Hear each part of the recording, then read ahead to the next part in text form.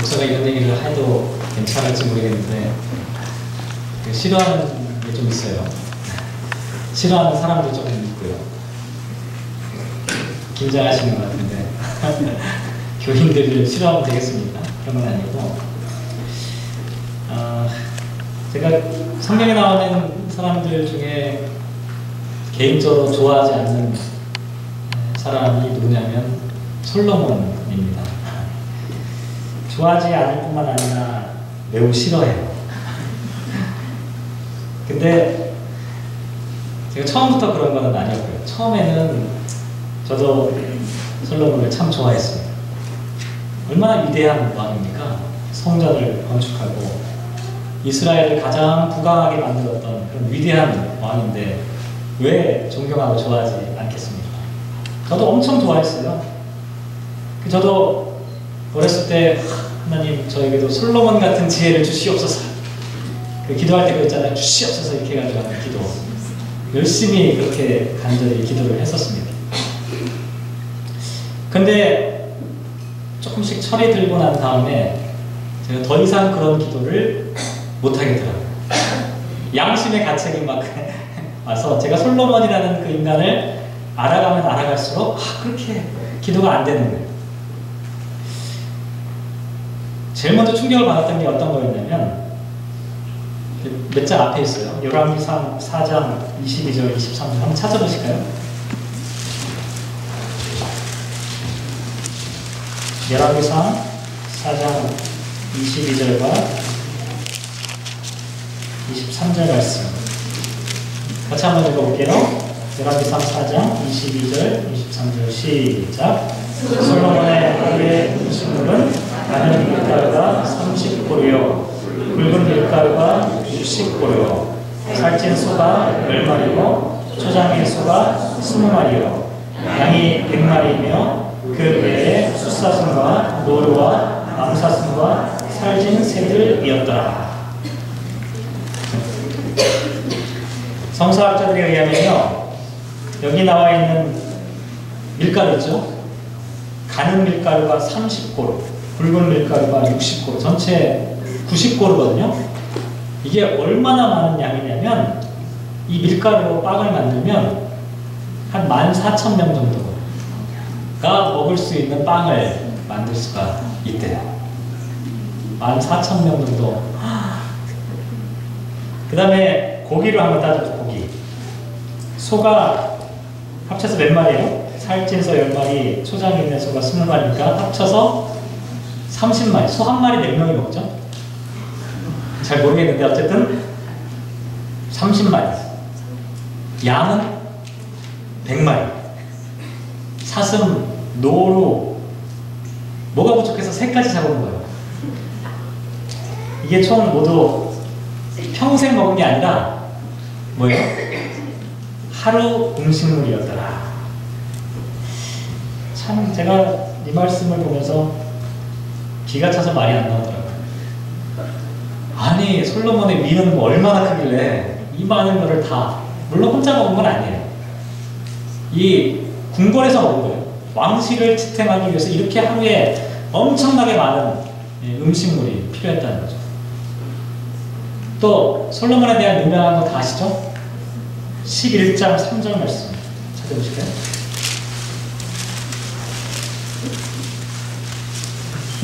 11장 3절 말씀 찾아보시죠? 네, 읽겠습니다. 시작. 왕은 궁이 700명이요 첩이 300명이라 그의 여인들이 왕의 마음을 돌아서게 하였더라.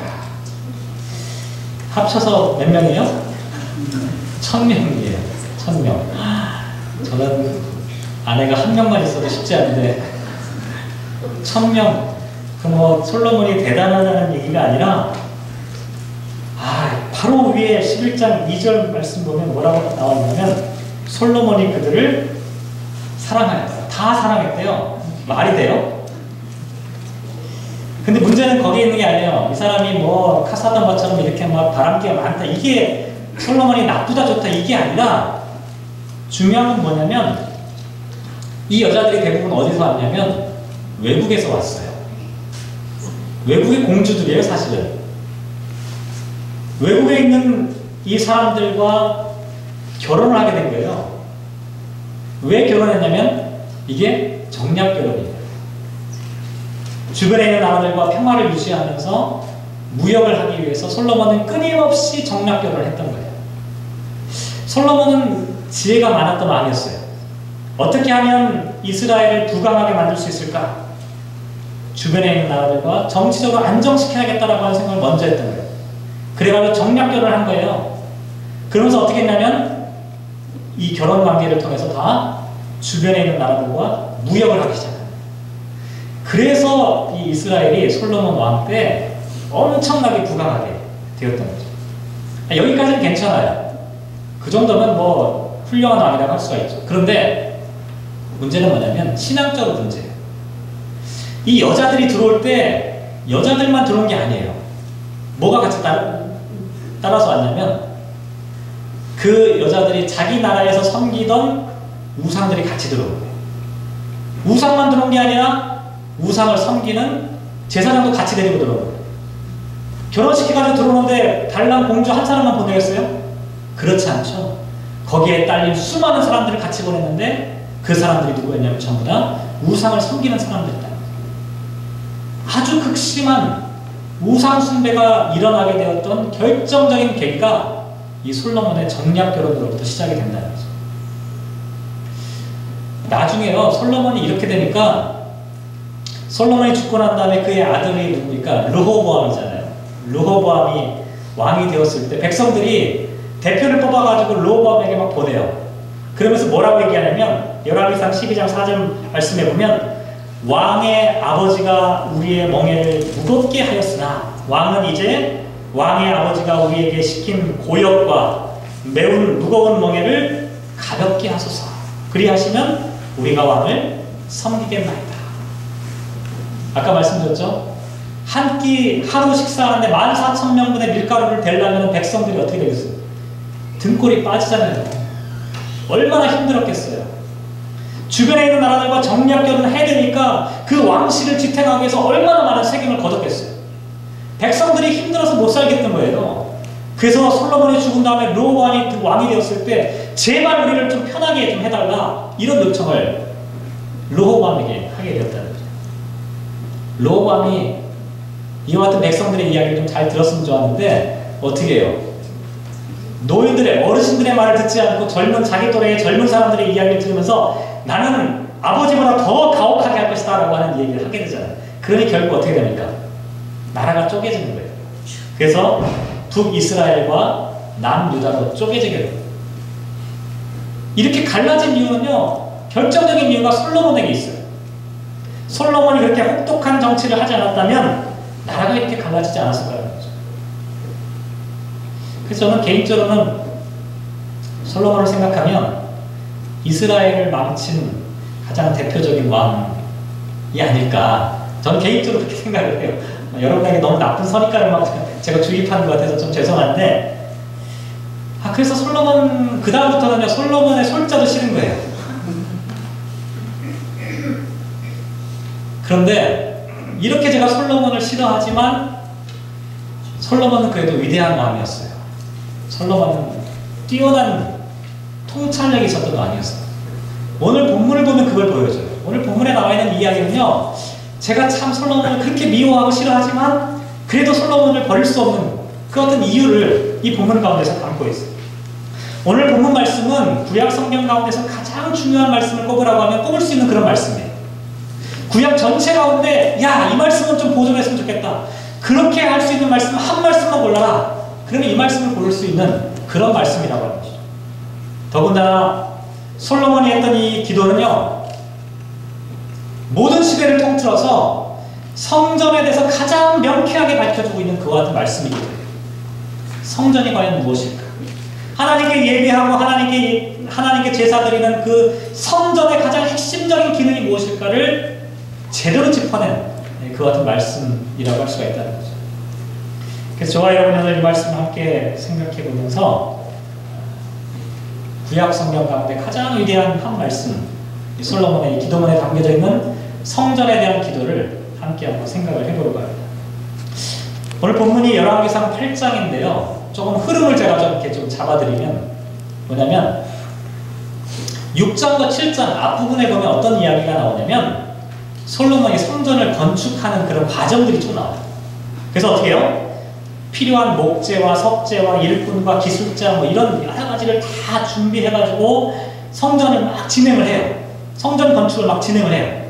그리고 그게 성전 건축이 이제 다 끝났어요. 8장에 딱 등장하는 내용은 뭐냐면 성전 건축이 딱 끝난 다음에 이제 어떻게 해요? 봉헌식을 해야 되잖아요. 세레모니를 하는 겁니다. 이스라엘 온 백성들을 다 모아놓고 성전 처음에는 커튼을 쳐놨겠죠. 그죠? 커튼 쳐놨다가 누가 이제 잡아당기면 커튼이 쫙 열리면서 성전의 그 위용이 쫙 드러나는. 성경에 그런 얘기는 없고요. 그냥 제가 그냥 생각해가지고 상상해보면 그랬을 것 같아요.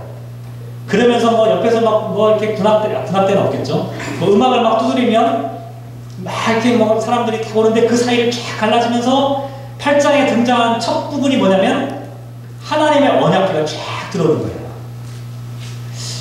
하나님의 언약궤 미리 갖다 놓을 수도 있잖아요. 근데 딱 들어와야 더 멋있잖아요. 제가 생각할 때는 그럴 것 같아요. 그래서 사람들이 다 도열해 있고 성전이 앞에 딱 준비되어 있을 때 하나님의 언약궤가 제사장들을 통해서 쫙 들어오는 순간 어떻게 돼요?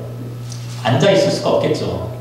다 일어나가지고 기립해가지고 박수를 치면서 하나님께 영광의 찬양을 막 올려드리는 그 장면이 8장부터 시작이 돼요. 그래서 8장 1절부터 11절까지 그 같은 언약궤가 들어오는 장면이고 그 다음에 12절부터 21절까지는 어떤 내용이냐면 언약궤가 딱 자리를 잡고 나면 어떻게 돼요? 이제 경과보고를 말씀드리겠습니다. 이렇게 하는 거예요. 그동안 성전을 건축하기 위해서 얼마나 많은 사람들이 수고했습니까? 경과보고를 쫙 해나가는 거죠. 그 다음에 이와 같은 경과보고가 끝난 다음에 22절부터 53절까지 이게 솔로몬의 성전 건축을 위한 기도문. 오늘 본문이 바로 여기에 포함되어 있습니다. 모든 백성들이 모여있는 이 상황 가운데 하나님의 언약궤가 들어온 다음에 사람들이 지금 기대하고 있는 거예요. 도대체 솔로몬이 뭐라고 기도할까? 어떤 메시지를 지금 전할까? 맨 처음에 어떻게 기도를 시작합니까? 23절 한번 보실까요? 23절 같이 한번 읽어보시죠. 23절 시작. 이르되 이스라엘 하나님 여호와여 위로 하늘과 아래로 땅에 주와 같은 신이 없나이다. 주께서는 온 마음으로 주의 앞에서 행하는 종들에게 언약을 지키시고 은혜를 베푸시나이다. 24절도 한번 볼까요? 24절 시작. 주께서 주의 종 내 아버지 다윗에게 하신 말씀을 지키사 주의 입으로 말씀하신 것을 손으로 이루심이 오늘과 같으니라. 25절 26절에서 보면 어떤 내용이 반복해서 나오냐면 내 아버지 다윗에게 말씀하신 것을 지키시옵소서. 아, 이게 참 솔로몬이 머리가 진짜 비상한 나라예요. 솔로몬은요 기도할 때요 어떻게 기도해야 하나님이 응답하신 것을 알고 있었어요. 진짜 총명한 사람이었어요. 솔로몬은요 참된 기도는, 지혜로운 자의 기도는 하나님의 언약을 붙잡고 기도하는 것이 제대로 된 기도라는 것을 알고 있었다는 거죠. 내가 하고 싶은 얘기 막 떠들어대는 게 기도가 아니라 하나님이 말씀하신 것을 조목조목 짚어가는. 하나님 그때 그렇게 말씀하셨죠? 부부싸움 할 때 한번 생각해 보세요. 옛날에 그렇게 얘기했는데 그러면 할 말이 없어요. 기억이 안 나도. 근데 지금 솔로몬이 그렇게 얘기하는 거예요. 하나님이 내 아버지 다윗에게 하신 그 말씀을 지금 그 말씀대로 이루어 주시옵소서. 내 아버지에게 그렇게 약속하신 그 언약이 지금 이루어지게 하여 주시옵소서. 하나님의 말씀과 언약의 기초에서 기도를 하겠다는 거예요. 제가 생각할 때 제일 좋은 기도는요 성경을 통해서 기도하는 게 제일 좋은 기도예요. 하나님 성경에 이렇게 말씀하셨죠? 라면서 기도하는 게, 그럼 하나님이 빼도 박도 못해요. 하나님의 말씀 붙잡고 기도하는 게 우리 기도 훈련하는 데 있어서 매우 중요한 원리라는 것이죠. 어쨌든 솔로몬은 그렇게 기도를 했어요. 자기 자신을 위한 이기적인 욕망을 추구하는 기도가 아니라 하나님의 말씀이 실현되게 해달라는 그런 기도를 했다는 것이죠. 자, 이렇게 기도를 시작한 솔로몬이 27절에 보면 드디어 성전에 대한 이야기를 꺼내기 시작하는데요. 다시 한번 27절 볼게요. 시작. 하나님이 참으로 땅에 거하시니까 하늘과 하늘의 하늘이라도 주를 용납하지 못하겠거든 하물며 내가 건축한 이 성전이오리까. 구절구절마다 정말 기가 막혀요. 아, 솔로몬의 위대함이 제가 싫어하는데 이렇게 위대할까? 너무너무 위대한 기도를 지금 시작하고 있는 거예요. 정말 너무 안타까워요. 저는 솔로몬이 나중에 타락하지만 않았어도 제가 마음으로 정말 존경하고 솔로몬을 닮고 싶었을 텐데 어쩌다가 저렇게 됐을까? 보통 사람은 이렇게 기도하기가 쉽지가 않아요. 한번 생각해 보세요. 사람들의 마음 속에서요, 누구나 그런 마음이 있어요. 나를 알아봐 주기를. 내가 해놓은 그 업적을 사람들이 긍정적으로 평가해 주기를 누구나 바라요. 그렇지 않나요? 하나님이 못 알아주면 목사라도 알아주고, 목사가 알아주면 누가 가까운 사람이라도 알아주는 거. 사람 마음에 다 그런 게 있어요. 다 알아봐줘야 좋아해요. 몰라주면 어떻게 돼요? 실망하고 상처받잖아요. 다 이런 마음이 다 있잖아요. 더군다나 이거는요, 알아줘도 괜찮을 만한 일이잖아요. 지금까지의 성막시대가 끝나고 어떻게 돼요? 이제 성전시대가 열리잖아요. 그동안 어떻게 됐어요? 맨날 텐트 쳤다가 걷었다가 얼마나 참 별 볼 일 없는, 볼품없는 그 같은 성막시대가 이제 끝나고 이제 그 위용도 찬란한 성전의 시대가 열려졌어요. 그러니 좀 알아봐주면 얼마나 좋겠습니까? 좀 칭찬할 만해요. 솔로몬, 하나님 내가 이 정도 했습니다. 어때요? 이렇게 말할 수도 있다는 거죠. 그런데 솔로몬의 기도를 잘 보면 솔로몬은 자기가 만들어 놓은 이 성전의 한계가 무엇인지를 너무나 명확하게 알고 있었어요. 뛰어난 사람은 역시 달라요. 사람들이 아무리 성전은 정말 대단하다라고 얘기해도 이 성전이 갖고 있는 근본적인 태생적인 한계가 무엇인지를 솔로몬은 너무나 분명히 알고 있었다. 그게 뭐예요? 무한하신 하나님, 전능하신 하나님, 광대하신 그 하나님께서 어떻게 내가 만들어 놓은 이 건물 안에 계실 수 있겠느냐? 그럴 수 없다는 거예요. 이 점이 솔로몬의 아주 뛰어난 통찰력입니다. 우리는요, 착각하는 경우가 참 많이 있는데요. 어떻게 착각하냐면, 이 전능하시고 광대하신 하나님께서 내가 이렇게 정성을 다했는데 여기에 계셔야 되지 않겠습니까? 이렇게 생각해요. 이건 방법과 순서가 좀 바뀌었어요. 성전이 거룩한 까닭은 하나님이 거기에 임재하시기 때문에 거룩한 것이지, 하나님 내가 여기다 정성을 쏟았으니까 하나님 여기에 임재하셔서 여기를 거룩하게 해주십시오, 이게 아니라는 거예요.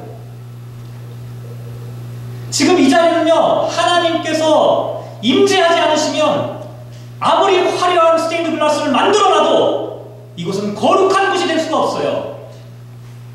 세상에 아무리 위대한 그 같은 건축물이라 할지라도 그 건축물 자체가 위대해지고 거룩해지는 것은 아니라는 거죠. 우리가 참 이 부분을 오해하고 착각하는 경우가 많이 있어요.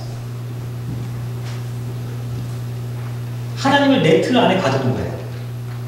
한번 성전을 틀이라고 한번 생각해보세요. 어떤 프레임이라고 생각해보세요. 어떤 프레임을 만들어놨어요. 그러면서 이렇게 기도해요. 하나님, 내가 정성을 다했으니 이 프레임 안으로 들어오십시오. 이거는 바른 기도의 모습이 아니라는 거죠.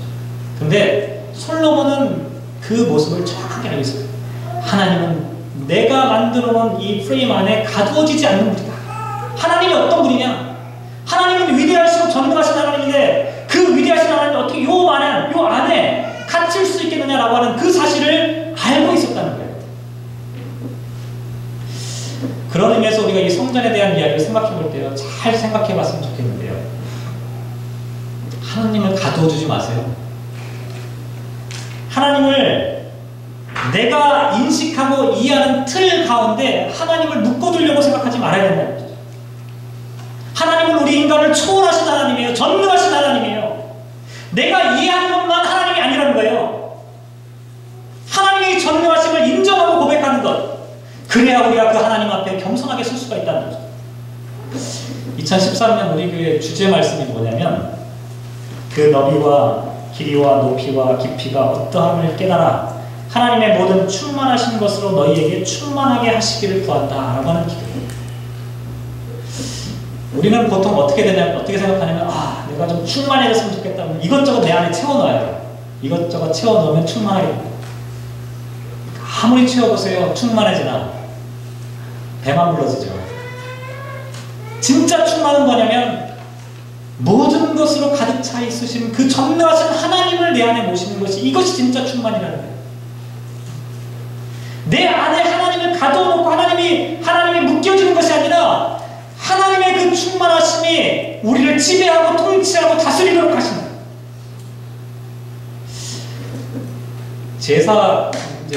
제사를 드리잖아요.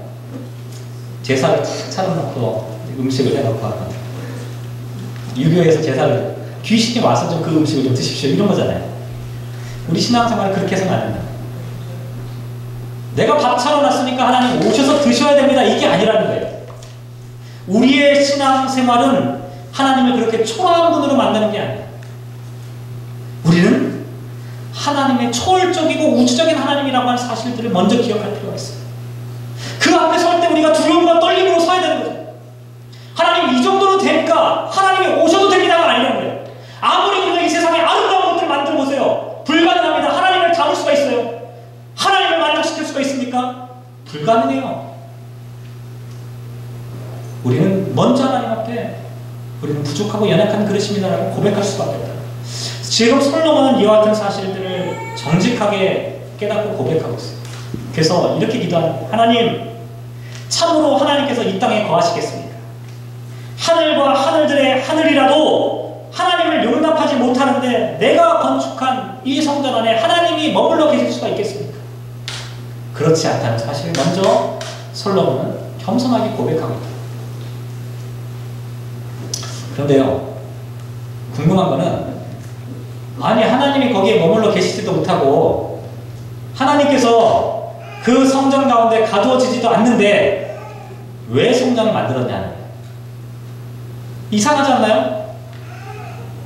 하나님을 거기에 모실 수도 없는데 왜 하나님을 모시지도 못하는 그 성전을 만들어 놓고 거기에 하나님이 임재하시고 하나님의 뜻이 이루어진다고 이렇게 기도하고 있나요? 뭔가 이 모순이 되잖아요. 그러면 성전을 만들지 말았어요. 그렇죠? 그럼에도 불구하고 솔로몬이 성전을 만들 수밖에 없었던, 만들어야 했던 이유들이 그 다음에 나와요. 그 이유들을 이제 생각해 보는 것이 상당히 중요한데요. 뭐라고 얘기하냐면 29절 말씀에 보면 성전을 만들게 되었던 그 이유를 29절 같이 한번 읽어볼게요. 시작. 주께서 전에 말씀하시기를 내 이름이 거기 있으리라 하신 곳 이 성전을 향하여 주의 눈이 주야로 보시오며 주의 종이 이곳을 향하여 비는 기도를 들으시옵소서 이렇게 얘기합니다. 솔로몬이 성전을 만들었던 이유는요, 그럼에도 불구하고 성전을 만들었던 이유는 이 성전을 통하여서 하나님께서 밤낮으로 우리를 지켜보신다는 것을 사람들에게 가르쳐주고 싶었던 거예요. 이게 참 의미가 있어요. 하나님은 성전에만 제한되는 분이 아니지만 그럼에도 불구하고 성전이 필요했던 것은 사람들에게 이것을 가르치고 싶었던 거예요. 하나님은 밤낮으로 지금 여러분들을, 우리들의 삶을, 우리들의 인생을 지금도 지켜보고 계신다라고 하는 것을 보여주는 성전이라고 하는 건축물을 통해서 사람들로 하여금 깨닫게 하기를 원했다는 것이죠. 그런 효과가 있어요. 교회를 보면, 십자가를 보면 하나님이 계시는구나. 잊어버렸던 그 하나님을 다시 한번 회상할 수가 있어요. 비슷한 맥락에서 레위기 24장 1절부터 3절까지 말씀 보면 어떤 내용이 나와 있냐면요, 이건 성막에 대한 이야기인데요. 거기를 보면 이런 말씀이 나와 있어요. 여호와께서 모세에게 말씀하여 이르시되 이스라엘 자손에게 명령하여 불을 켜기 위하여 감람을 찧어낸 순결한 기름을 내게로 가져오게 하며 계속해서 등잔불을 켜둘지며 아론은 회막안 증거의 휘양 밖에서 저녁부터 아침까지 여호와 앞에 항상 등잔불을 정리할지니 이는 너희 대대로 지킬 영원한 규례이다. 이게 무슨 얘기냐면 성막 있잖아요. 성막 안에 성소가 있고 지성소가 있잖아요. 근데 성소 안에 보면 뭐가 있냐면 이 등잔대가 있었다는 거예요. 이 등잔대가 있었는데 이 등잔대의 불을 꺼뜨리지 말라는 거예요. 늘 기름을 공급하라는 거예요. 그 일을 또 누가 감당하라고 했냐면 대제사장인 아론이 직접 그 일을 감당해라. 성전의 불이 꺼지지 않게, 성소의 불이 꺼지지 않게. 이스라엘 백성들이 광야를 지나갈 때요, 중간에 성막 있잖아요. 주변에는 이스라엘 백성들이 성막을 중심으로 이렇게 쭉 함께 진행을 했어요. 그런데 성막이 정지했어요. 그런데 그 성막 안에는 늘 불이 켜져 있는 거예요. 사람들이 그걸 보는 거예요. 성막 안에 켜져 있는 불을 통해서 뭘 생각하냐면 하나님이 지금 우리와 함께 계신다. 하나님의 빛이 꺼지지 않았다. 하나님이 우리를 날마다 살펴보신다. 하나님은 진리의 빛으로 우리를 안내하고 계신다라고 하는 것을 날마다 가르쳐줍니다. 이스라엘 백성들이 꺼지지 않는 그 성소에 있는 불을 바라보면서 하나님의 임재하심을 느끼는 것과 마찬가지로 솔로몬은 그런 생각을 했다. 이 성전을 통해서 하나님의 불이 꺼지지 않게 하라. 어떤 분은 그런 분도 있어요. 교회 불이 꺼지지 않아야 된다.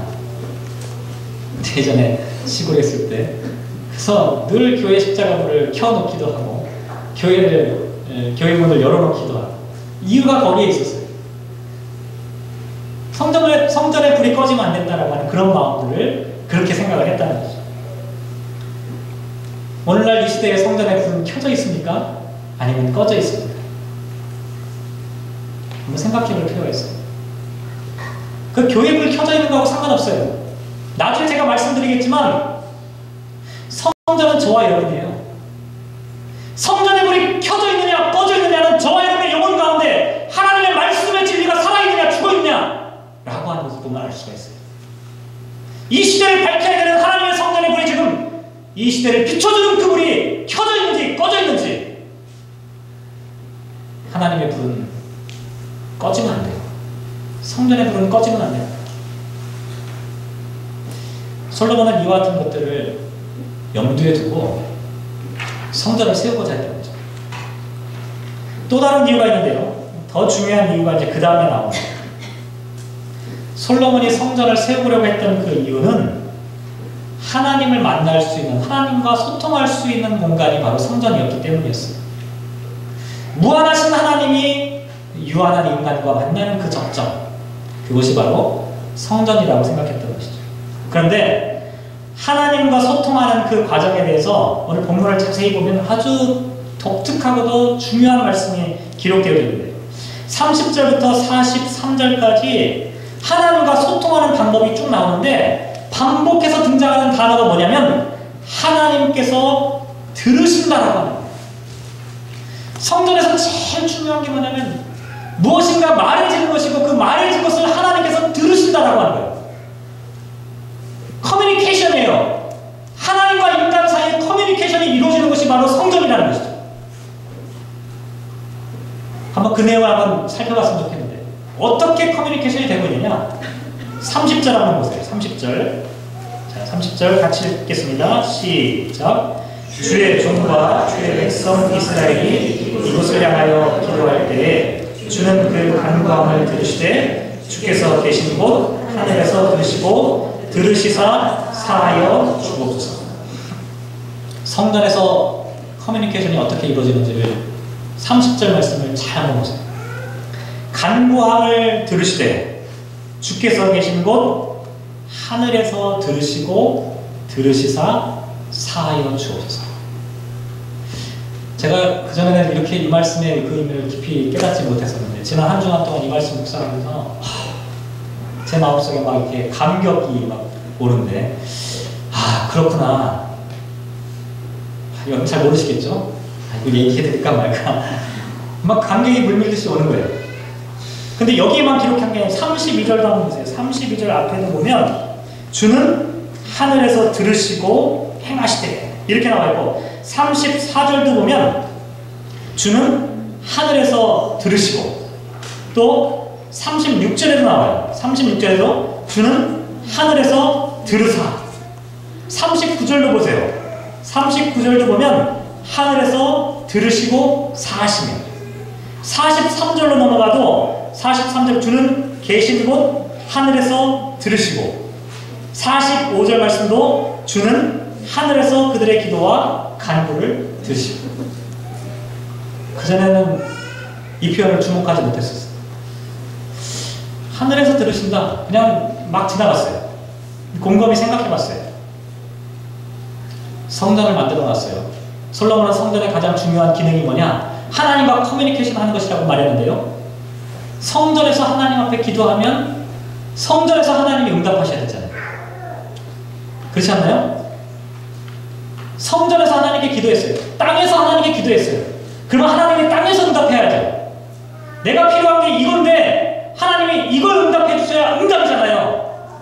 그런데 솔로몬은 표현들을 기록할 때마다 하나님의 응답은 하늘에서라고 하는 표현들을 지금 쓰고 있다. 이게 무슨 얘기냐면 우리는 이 땅에서 하나님께 기도드려요. 우리는 이 땅의 삶의 문제를 갖고 하나님 앞에 기도하죠. 근데 하나님의 응답은 하늘의 방식으로 이루어진다는 거예요. 하나님의 응답은 이 땅에 내가 원하는 것들을 채워주고 내가 원하는 것들을 만족시켜주는 것이 하나님의 응답이 아니라 하나님의 응답은 하늘로부터 하늘의 방식으로 하늘에 합당한 것으로 응답하시는 것이 하나님의 응답이다. 하나님과 커뮤니케이션을 잘 하시려면 이 사실을 깨달으셔야 됩니다. 땅에서의 기도와 하늘의 응답이라고 하는 이 원리를 잘 기억하셔야 돼요. 땅에서의 기도를 땅에서의 방법대로 원하는 대로 응답해주기를 원하는 우리의 기도의 방식과 습관들을 고쳐야 되는 거예요. 우리가 비록 땅의 문제로 하나님 앞에 기도를 시작하지만 하나님의 응답은 하나님의 방식대로 하늘의 뜻대로 하나님의 계획대로 하나님의 섭리대로 이루어진 것을 믿고 고백하고 따라가는 게 이게 하나님과 커뮤니케이션을 제대로 하는 방법이라는 거예요. 내가 원하는 것을 하나님이 들어주지 않으시면 하나님이 응답하시지 않는다. 이게 아니라는 거예요. 내가 땅의 문제로 하나님 앞에 기도할지라도 하나님은 하늘의 방식대로 응답해 주신다는 거죠. 솔로몬은 이 사실을 너무나 잘 안다. 그래서 기도하는 순간순간마다 하나님 내가 기도했던 것을 그대로 응답해 주실까 아니라 하늘에서 응답하는 하나님을 늘 반복해서 바라고 있다. 이런 의미에서 기독교 신앙은요 물질주의가 될 수가 없어요. 기복주의가 될 수가 없어요. 현세주의가 될 수가 없어요.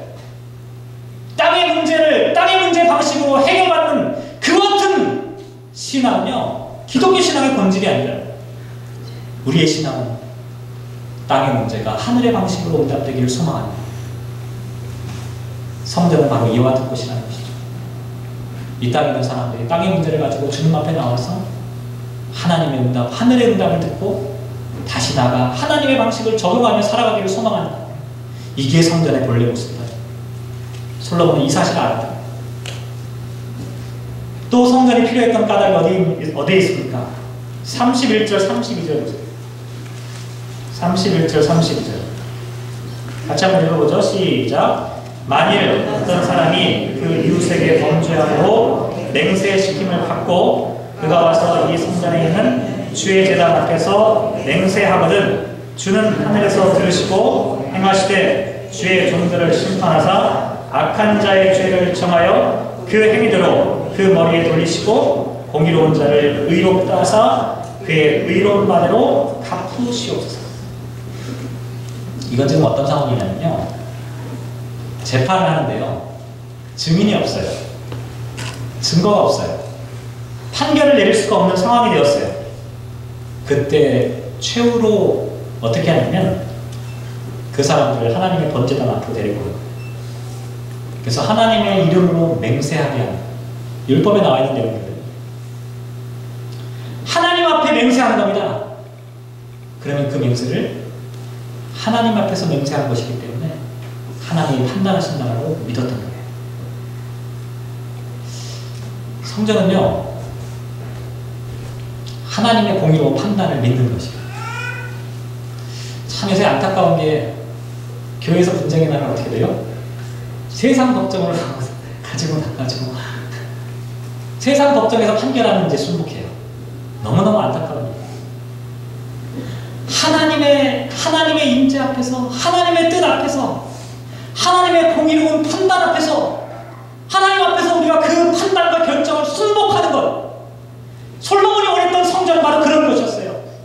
이 땅에 있는 모든 사람들이 세상 걱정에서 판단을 제대로 못할지라도 하나님의 걱정 앞에서, 하나님이 보시는 임재 앞에서, 하나님 앞에서 결정된 것들, 이런 것들을 하나님의 뜻이라고 믿고 고백할 수 있고, 성전이 필요한 것이 바로 이와 같은 것 때문에 하나님의 진실하고 정의롭고 공의로운 판단이 이루어진다고 생각합니다. 요즘 교회가 그렇게 판단하면 세상 사람들이 믿을까요? 요즘 교회에서 이렇게 결정했다고 선포하면 세상에 있는 사람들이 하나님의 공의로운 판단이 드디어 이루어졌구나라고 사람들이 인정하게 될까요? 너무나 안타까운 일이에요. 성전이 사라져버린 거예요. 성전이 무너진 겁니다. 성전이 제 기능을 하지 못하는 거예요. 어쨌든 솔로몬이 성전을 세우고자 했던 이유는 바로 그런 것 때문이었어요. 하나님의 정의를 세우고 싶어요. 그 다음에 보면 33절, 볼 게 좀 많은데 33절 말씀 보시면 같이 한번 읽어보시죠. 33절도 시작. 만일 주의 백성 이스라엘이 주께 범죄하여 적국 앞에 패하게 되므로 주께로 돌아와서 주의 이름을 인정하고 이 성전에서 주께 기도하며 간구하고. 언제 기도하여? 여기 나와 있는 내용 보면 적국 앞에 패하게 되었을 때. 사람들은 전쟁에서 실패하고 포로로 잡혀가게 되면 여러 가지 이유와 원인을 찾게 되죠. 그런데 솔로몬은 이렇게 생각했어요. 이때야말로 하나님의 성전이 필요한 때이다. 전쟁에서 실패했어요. 군사적인 문제일 수도 있고 경제적인 문제, 정치적인 문제일 수도 있지만 여기에 하나님의 뜻이 무엇일까를 다시 한번 물어보자는 거예요. 그 다음에 나와 있는 35절 말씀도 한번 보세요. 35절 말씀 보면 이런 내용이 나와요. 만일 그들이 주께 범죄함으로 말미암아 하늘이 닫히고 비가 없어서 주께 벌을 받을 때. 37절 보세요. 만일 이 땅에 기근이나 전염병이 있거나 곡식이 시들거나 깐부기가 나거나 메뚜기나 황충이 나거나 어떤 재앙이나 무슨 질병이 있을지. 성전에 필요한 것은 우리가 성공하고 잘 나갈 때가 아니라 사실은 세상에 이와 같은 시련과 어려움과 고통을 당하게 됩니다. 방향성을 잃었을 때 어떻게 살아가는 것이 좋을지를 알 수 없는 그 같은 상황 가운데 부딪혔을 때 그때 하나님 앞에 나와 하나님의 선한 뜻이 무엇인지를, 하나님의 계획이 무엇인지를 배우게 해달라고 요청할 수 있는 곳, 그곳이 바로 성전이다. 솔로몬은 이렇게 얘기합니다. 솔로몬은 성전을 그런 의미에서 한계가 있음에도 불구하고 성전이 필요하다고 생각했다. 뿐만 아니라 41절, 43절 보세요. 이제 마지막인데요. 41절부터 43절 보시면 41절이 이렇게 시작해요. 또 주의 백성 이스라엘에 속하지 아니한 자, 곧 주의 이름을 위하여 먼 지방에서 온 이방인이라. 여기 나와 있는 41절과 43절은요, 구약 성경 가운데 가장 놀라운 우주적인 하나님, 보편적인 하나님의 구원에 대한 이야기를 하고 있는 그런 대목이에요. 솔로몬은 이 성전을 세우면서 엄청난 통찰력을 얻게 되었는데 그게 뭐냐면 이 성전은 이스라엘 백성들만을 위한 것이 아니라 이 성전은 모든 백성들, 이방인들, 멀리에 있는 타국에 있는 사람들까지 모든 백성들을 향한 하나님의 거룩하신 뜻이 담겨있는 그와 같은 것이다 라고 하는 사실들을 생각해야 돼. 깨닫는 거죠. 그래서 솔로몬은 하나님은 성전에만 머물 수 없는 분이지만 그럼에도 불구하고 성전을 세우고 그 성전이 하나님과 소통하는 장이 되게 해달라고 기도했다는 거죠. 말씀을 묵상하면서 이런 성전이 있어야 하는데, 이런 성전이 좀 있었으면 좋겠다. 그렇지 않나요? 이런 성전 한번 세워봤으면 좋겠다. 이런 성전을 꼭 세워야만 하겠다.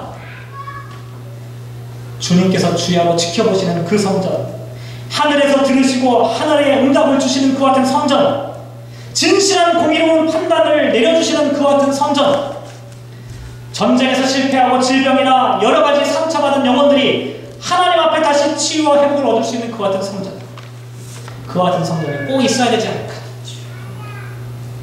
꼭 있어야 됩니다. 저는 사실 그 성전을 세우기 위해 지금 목회를 하고 있습니다. 그 성전이 과연 무엇일까요? 오늘 보면 29절을 다시 한번 보시면 29절을 보면 성전이 어떤 곳인지를 정확하게 말씀하고 있습니다. 29절에 이렇게 말씀하고 있습니다. 주께서 전에 말씀하시기를 내 이름이 거기 있으리라 하신 곳 이 성전을 향하여, 내 이름이 거기 있으리라 하신 곳, 그곳이 바로 성전입니다. 이게 무슨 뜻일까요? 하나님의 이름이 있으리라 하신 곳이 성전이다. 하나님의 이름을 어디다가 써놔야 되나요? 교회마다 팻말에다가 하나님의 이름을 써놔야 돼요. 물론 그렇게 하면 좋겠죠. 여기 나와 있는 이름이라고 하는 표현은요, 고대 근동 지역에서 보면 존재를 나타내요.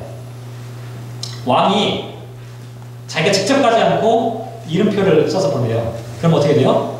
왕이 가는 거예요. 이름은 존재를 상징합니다. 다시 말씀드리면 내 이름이 거기 있으리라 이렇게 말씀하신 것은 하나님의 존재가 거기에 있다라고 하는 거예요.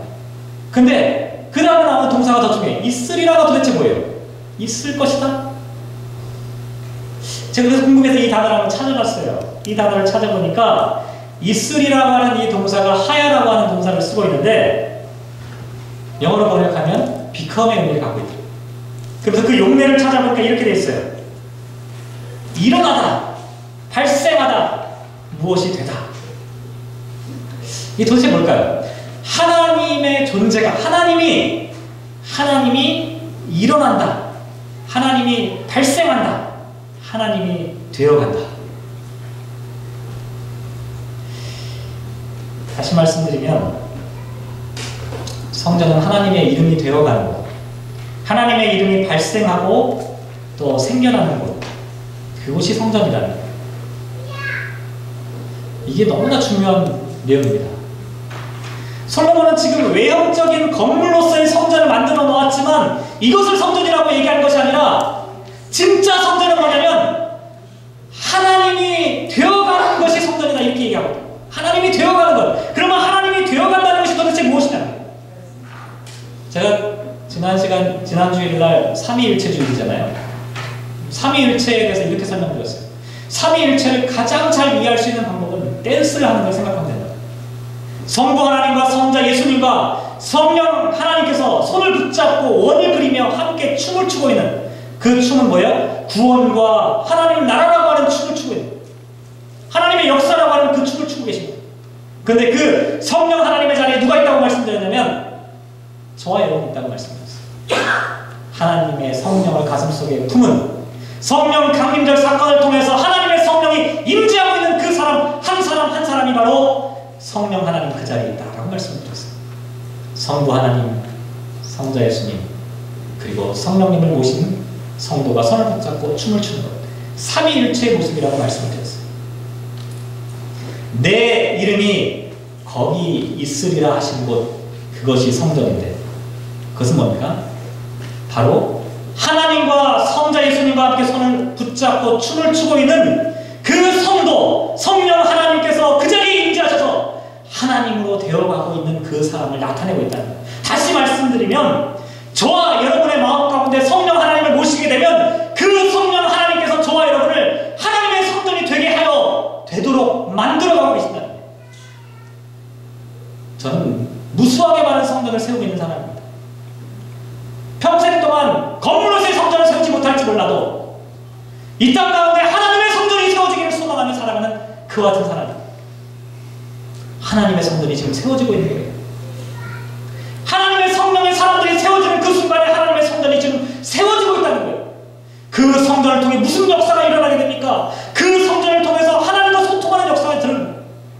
땅에서의 기도가 하늘에서 응답되어지고 그 성전에 있는 그 사람들 한 사람 한 사람의 영혼 가운데 마음의 불이 꺼지지 않는 거예요. 그 사람의 진실함으로 인하여 세상 사람들이 하나님의 공의로운 판단들을 보게 되는 거예요. 힘들고 어려웠을 때 그 하나님의 성전된 사람들을 만남을 통해서 위로와 용기를 얻게 되는 거예요. 하나님의 성전은 이렇게 세워지는 거예요. 하나님의 성전은 지금 이렇게 세워져 가고 있다는 거예요. 하나님이 되어 가고 있는 하나님의 역사가 지금 이루어지고 있는 과정이라고 합니다. 성령의 역사가 중요한 까닭이 바로 여기에 있습니다. 성령께서 우리의 삶을 오셔서 우리의 삶 가운데 성령이 충만해야 될 이유가 바로 여기에 있습니다. 왜냐하면 그래야만 우리가 하나님의 성전이 될 수 있기 때문에 그래요.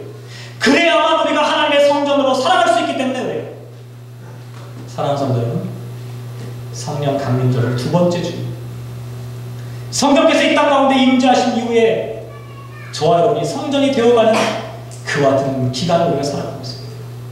간절히 바라기는 이 세상 가운데 하나님의 성전이 세워졌으면 좋겠습니다. 이 세상 가운데 그리스도인이라고 하는 하나님의 성전이 바르게 세워졌으면 좋겠습니다.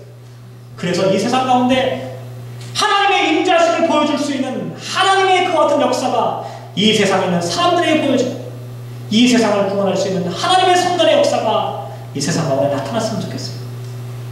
간절히 바라기는 저와 여러분 하나님의 성전의 사람으로 하나님의 이름이 거기 있으리라 하신 곳 그곳에 있는 그 한 사람 되시기를 주님의 이름으로 기원합니다.